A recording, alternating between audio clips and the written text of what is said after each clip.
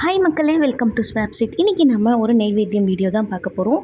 இந்த மாதம் ஃபுல்லாகவே விசேஷ நாட்கள் தான். அதுவும் இந்த வாரம் பார்த்திங்கன்னா Pradosham and Pournami, Masi Magam and நிறைய விசேஷ நாட்கள் இந்த வாரத்தில் வந்துக்கிட்டு இருக்குது. இந்த மாதம் ஃபுல்லாகவே வரக்கூடிய எல்லா நாட்களும் விசேஷ நாட்கள் தான். ஸோ நெய்வேத்தியமாக இந்த மாதிரி ஒரு புதுவிதமான ஒரு டிஷ்ஷை ஒன்று ட்ரை பண்ணுங்கள். எப்போவுமே பேசிக்காக நம்ம கேசரி, சக்கரை பொங்கல் இது மாதிரி பண்ணாமல் கோதுமை ரவை வச்சு ஒரு புதுவிதமான ஒரு ஸ்வீட் ரெசிபி ஒன்று பண்ணுவோம். ரொம்ப நல்லாயிருக்கும். வாயில் வச்சோடனே அப்படியே கரைஞ்சி போகிற அளவுக்கு அவ்வளோ நல்லாயிருக்கும். அண்ட் இதை பார்த்திங்கன்னா நம்ம அல்வாலையும் சேர்க்க முடியாது, சக்கரை பொங்கலையும் சேர்க்க முடியாது. ஒரு புது விதமான டேஸ்ட்டில் ரொம்ப நல்லாயிருக்கும். இதை எப்படி செய்கிறதுன்னு பார்க்கலாம். ஃபஸ்ட்டு ஒரு கடாயில் நல்லா சூடு பண்ணிக்கலாம். வெறும் கடாயை வச்சு நல்லா சூடு பண்ணிவிட்டு அதுக்கப்புறம் நான் ஒரு 1.25 கப்பு கிட்ட கோதுமை ரவை எடுத்திருக்கேன்.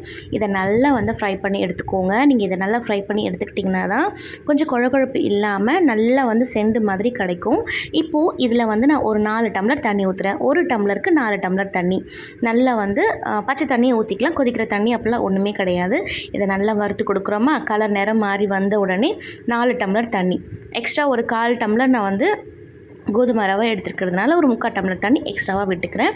இப்போ இதுக்கு நல்லா கொதித்து வரட்டும். இது கொஞ்சம் டேஸ்ட்டு தூக்கி கொடுக்கணும், எடுத்து கொடுக்கணுன்றதுனால ஒரு 2 பிஞ்ச் ஆஃப் சால்ட்டு இதில் நான் ஆட் பண்ணுறேன்.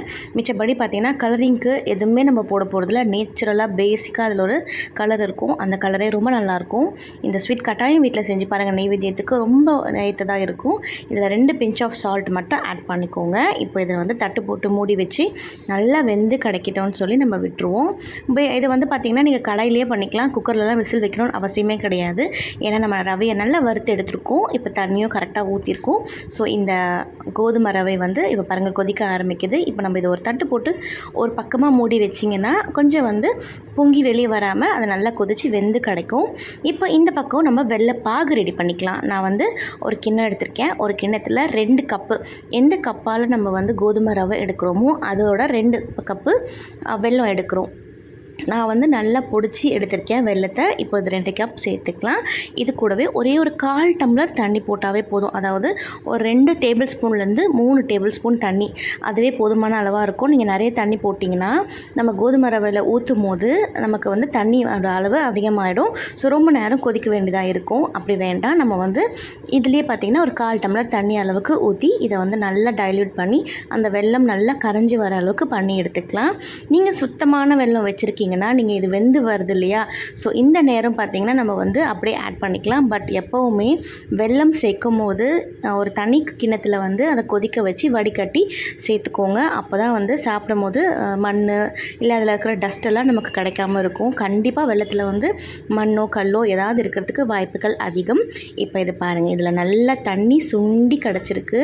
நல்லா தண்ணி மொத்தமாக அப்சர்வ் பண்ணி வரணும். ஏன்னா நீங்கள் வெல்லம் சேர்க்கும் போது அதில் கொஞ்சம் தண்ணி இருந்துச்சுன்னா இன்னும் கொஞ்சம் நீத்து போகும் அண்ட் கொதிக்கிற நேரமும் அதிகமாகும். ஸோ நல்லா வெந்து தண்ணியெல்லாம் அப்சர்வ் ஆகி திரண்டு வரும்போது இப்போ நம்ம வெல்லத்தை சேர்த்துக்கலாம். வெல்லம் வடிகட்டி எடுத்துக்குவோம். அதில் ஒரு 2 கொதிச்சிருக்கிறதுனால நல்லா அது பச்சை வாசனை ஆல்ரெடி போயிருக்கும். இதுவும் நல்லா வெந்து கிடச்சிருக்கு.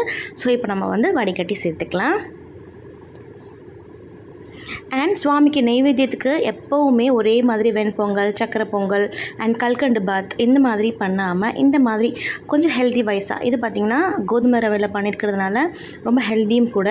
சுகர் பேஷண்ட்ஸ் தாராளமாக எடுத்துக்கலாம். ஏன்னா இது கோதுமை ரவை இதில் இருக்குது அண்ட் வெல்லம் சேர்த்துருக்கோம். ஸோ சுகர் இருக்கிறவங்க கூட தாராளமாக இது எடுத்துக்கலாம். டயபெட்டிஸ் இருக்கிறவங்க இப்போ இதை நம்ம ஃபில்டர் பண்ணி சேர்த்துக்கலாம். எவ்வளோ தான் நம்ம சுத்தமான வெல்லம் வாங்குகிறோம், நம்ம நம்பி வாங்கினாலும் அதில் கண்டிப்பாக மண், டஸ்ட்டு, கல்லுன்னு ஏதாவது இருக்கும்.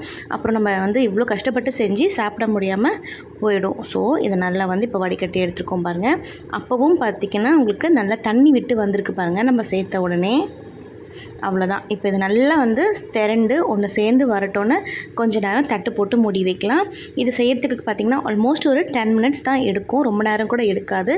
நீங்கள் தட்டு போட்டு மூடி வைக்கலைன்னா உங்களுக்கு வெளியெல்லாம் செதறி மேலெல்லாம் பட்டுடும். ஸோ நீங்கள் தட்டு போட்டு மூடியே குக் பண்ணுங்கள். அதுதான் கொஞ்சம் சேஃபாக இருக்கும். அண்ட் இப்போது வரக்கூடிய பௌர்ணமி பார்த்திங்கன்னா மாசி மகம் சிவன் பெருமானுக்கு ரொம்ப விசேஷமான நாள், ரொம்ப நல்லது. கண்டிப்பாக ஏதாவது ஒரு நெய்வேத்தியம் செஞ்சு வச்சு சாமி கும்பிட்டுக்கோங்க. அண்ட் மாசி மாதத்தில் வரக்கூடிய எல்லா நாட்களுமே விரத நாட்கள் எல்லாமே ரொம்ப விசேஷம். பௌர்ணமி, அமாவாசை அண்ட் வந்து பிரதோஷம், துவாதேசி எதுவாக இருந்தாலும் ரொம்ப விசேஷம். இப்போ பாருங்கள், இதில் கொஞ்சமாக நெய், அதாவது ஒரு 2 டேபிள் ஸ்பூன் கிட்ட நெய் ஊற்றிருக்கேன். இதை ஊற்றி நல்லா கலந்து விட்டுக்குவோம். உங்களுக்கு வேணும்னா நீங்கள் வந்து முந்திரி பருப்பு, திராட்சை, ஏலக்காய் இதெல்லாம் சேர்த்துக்கலாம்.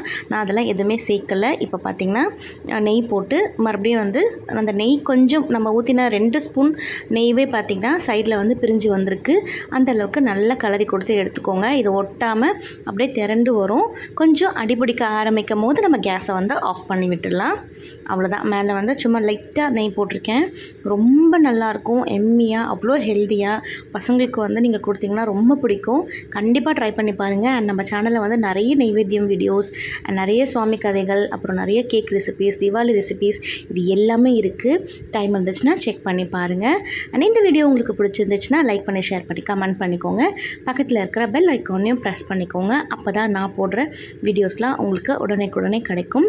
இப்போ பாருங்களேன், எவ்வளோ நல்லா திரண்டு நம்ம போடும்போது அதோட கன்சிஸ்டன்சி பாருங்கள் எவ்வளோ நல்லா இருக்குது. வாயில் வச்ச உடனே அப்படியே கரைஞ்சி போகிற அளவுக்கு ஒரு நல்ல டேஸ்ட் இருக்கும். கண்டிப்பாக ட்ரை பண்ணி பாருங்கள். அவ்வளோதான். மேலே கொஞ்சமாக கார்னிஷிங்காக நான் வந்து முந்திரி பருப்பை கொஞ்சமாக வந்து கட் பண்ணி சேர்த்துக்கிறேன்.